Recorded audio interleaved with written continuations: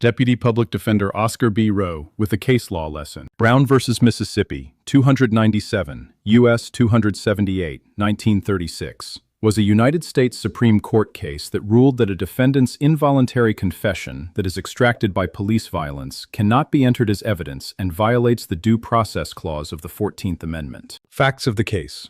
Raymond Stewart, a white planter, was murdered in Kemper County, Mississippi on March 30, 1934.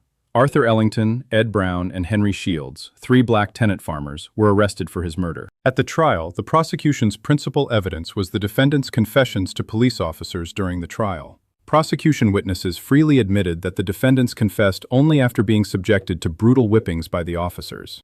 Defendants were made to strip, and they were laid over chairs, and their backs were cut to pieces with a leather strap with buckles on it, and they were likewise made by the said deputy.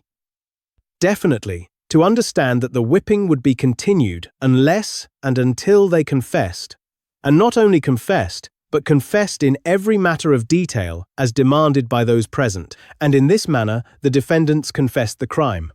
And, as the whippings progressed and were repeated, they changed or adjusted their confession in all particulars of detail so as to conform to the demands of their torturers. One defendant had also been subjected to being strung up by his neck from a tree in addition to the whippings. The confessions were, nevertheless, admitted into evidence and were the only evidence used in the subsequent one-day trial.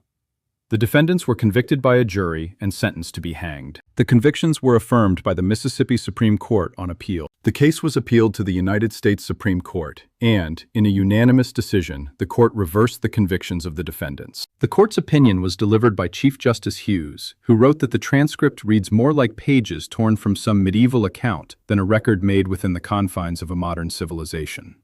The court held that a defendant's confession that was extracted by police violence cannot be entered as evidence and violates the Due Process Clause of the 14th Amendment. Upon remand from the United States Supreme Court, the three defendants pled nolo contendere, no contest, to manslaughter rather than risk a retrial. Deputy Public Defender Oscar B. Rowe, and that was another case law lesson.